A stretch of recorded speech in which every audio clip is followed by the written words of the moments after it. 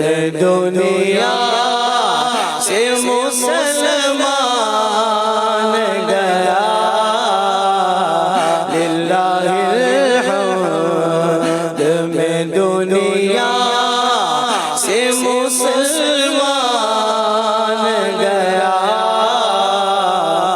خاص طور پر اس شعر کے حوالے سے میں آپ سے یہ سوال کرنا چاہتا ہوں کہ عمومی طور پر اس طرح کی بات ہوتی ہے نا، اب چونکہ سید اعلیٰ ظاہری طور پر بھی حیات ہیں، اور آپ لکھ رہے ہیں کہ انہیں جانا انہیں مانا نہ رکھا غیر سے کام، انشاءاللہ میں دنیا سے مسلمان جاؤں گا، اس طرح کی بات نہیں فرمائی آپ نے۔ یقیناً للہ الحمد میں انشاءاللہ بھی شامل ہے، لیکن یہاں اس مقام پر سید اعلیٰ حضرت نے یہ کیوں ارشاد فرمایا، یہ کیوں کہا کہ للہ الحمد میں دنیا سے مسلمان گیا؟ کیا اس معاملے میں اتنا ہی یقین دکھانا ہے؟ یہ ارشاد فرمائیے۔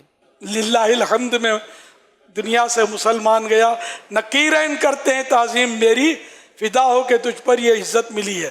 اب نکیرین کی تعظیم کا موقع تو قبر میں جانے سے بعد ہی آئے گا، وہ تو پہلے جیتے جی آپ فرما گئے۔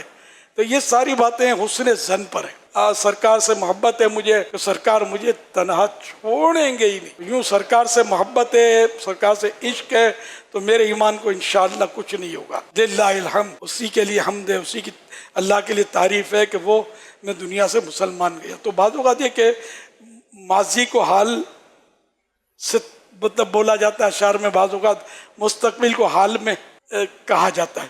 اشعار پڑھنے میں یہ اعلیٰ حضرت کا کلام ہے نا، امام کا کلام کلاموں کا امام ہے، تو اس سے مطلب سیکھنے کو ملتا رہتا ہے۔ تو یہ کہ یہ اعلیٰ حضرت نے لکھا تو کہہ سکتے ہیں کہ انشاءاللہ میں مسلمان گیا۔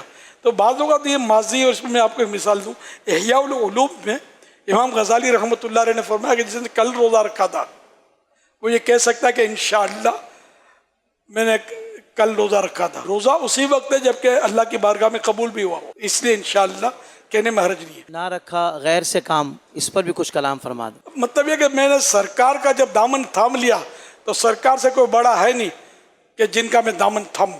یہاں انہیں یہ ایسے اس کا مطلب نہیں غوث پاک کا دامن ہم نے تھاما تو ہم غلط ہو گئے، بس سرکار صلی اللہ علیہ وسلم کی عظمت کے اعتبار سے سرکار سب سے بڑے ہیں، تو میں نے ان جیسا کسی کو نہیں سمجھا، ان جیسا کسی کا دامن ہے ہی نہیں۔ تو یہ مطلب تعویلات تو سمجھ میں آتی ہے۔ غوث پاک کا دامن بھی حقیقت میں سرکار کا دامن ہے، ہم غوث پاک کو مانتے اسی لیے کہ یہ سرکار کو مانتے ہیں، سرکار کی آل ہے صلی اللہ علیہ وسلم، اسی لیے ہم نے جس کو بھی مانا اسی وجہ سے مانا کہ یہ سرکار کے ہیں۔ تو انڈائریکٹ یہ ہوا کہ ہم نے بس غیر سے کام نہیں ہے، سرکار سے، کہ سب سرکار کے ہیں۔